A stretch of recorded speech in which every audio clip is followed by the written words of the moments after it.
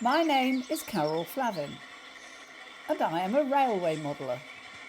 This mountain range is in the corner of my layout, EH&SR, and Railway Modeller commissioned an article from me about how I made it, which is appearing in the magazine, and this video sits alongside that article. Hello, I'm Carol Flavin. Today I'm going to talk to you about how I made a mountain range on my layout. My layout is EH&SR, and it was originally an L-shaped layout in one of the bedrooms in my house, which appeared in Railway Modeller in May of 2020. But we did decide to expand it and to fill the whole room, so it's now a big square. And the mountain range was always intended to draw the eye. So as you go in through the door into the room, it's diagonally opposite and it draws your eye across the whole layout to the other side. I originally had a waterfall diorama. This is another thing that's appeared in Railway Modeller. It was in April 2021 and it explains how I made that. And that waterfall diorama was meant to go out to model railway exhibitions with the other loco ladies as part of a demonstration that we were going to be doing. But when all of the model railway exhibitions got cancelled, I decided I was going to use it because I always liked it anyway. So it is the central part of the mountain range. And I'd worked out how I was going to lay the track because the children wanted lots of tunnels. They are kids after all, and kids like to drive trains through tunnels. Once I'd sort of worked everything out, I started to build these mountains. So I'm going to do you a video here of where I started from, how I came to put it together, and a few hints and tips on how I made it. I hope you enjoy it, and I will speak to you at the end.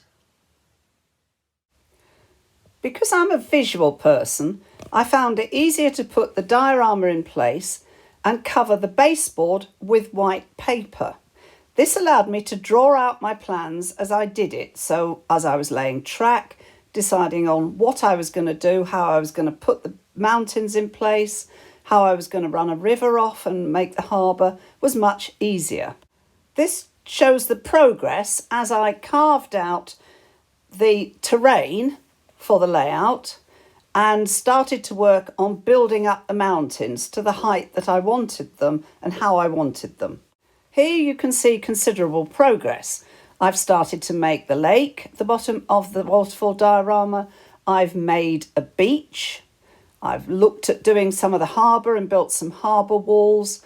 I've created the mountains as I wanted them, added the tunnel entrances, and you can see I've started to slowly paint the walls of the cliffs in the way that I wanted them, and also started to show where I wanted the waterfalls to go. I've done other videos on my YouTube channel showing how I make water and how I make the cliffs. But because the water's made from silicone, I've pinned it into place there. And this is the waterfall that you saw previously in place on the cliff face above the campsite. And here's a few more of my cliffs on this mountain that I've been told by a geologist look structurally correct, which I thought was quite interesting. As I said before, children like tunnels. So I went to a lot of trouble creating tunnels and track that run through these mountains, coming out at almost unexpected places, so that it's fun for the kids to run them in and out and enjoy seeing where the trains are going to come out at the end of it. So I've done quite a lot of tunnel portals. I particularly like the Pico ones. And I created the mountains above all of this track. There's one spot though here above a village that didn't look right with the complete towering cliffs. So I created a wooded path up the hillside to the top. I particularly enjoy creating water on the layout. So I made a lake at the bottom of the waterfall diorama, and I use acrylic structure gel and paint, and I build up layers. And I was particularly pleased with this because I decided to make it into a bit of a leisure lake so that there are people enjoying it. I've incorporated a few shots of the cliff faces because I thought you might be interested in seeing them. And I've chosen shots that include rock climbers because I have a son who's an enthusiastic rock climber and he's portrayed in some of these. I had long harboured an enthusiasm for running a camera train around the layout. I tried one or two cheaper cameras and I did struggle a little, so eventually I opted to buy a second-hand GoPro, which has worked extremely well with my iPad. These are some shots from the camera train. These are the mountains from the train facing outwards and upwards towards the mountains, round past the harbour, and then following round past a village which is called Strines Village, which isn't completely finished yet because I've got one or two other plans as well for it.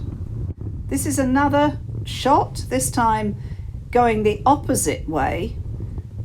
You can see me in the background. What I'm doing there is controlling both the trains and watching what the camera is filming on the app on my iPad, and I find that's quite useful.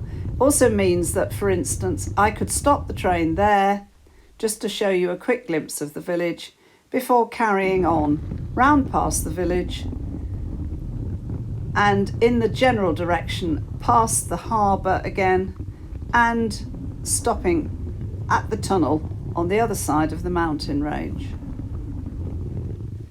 This final shot is taken from the higher level track, across the bridge of the harbour and curving round past a station and just looking across the village in the general direction of the mountain range where I stopped the camera.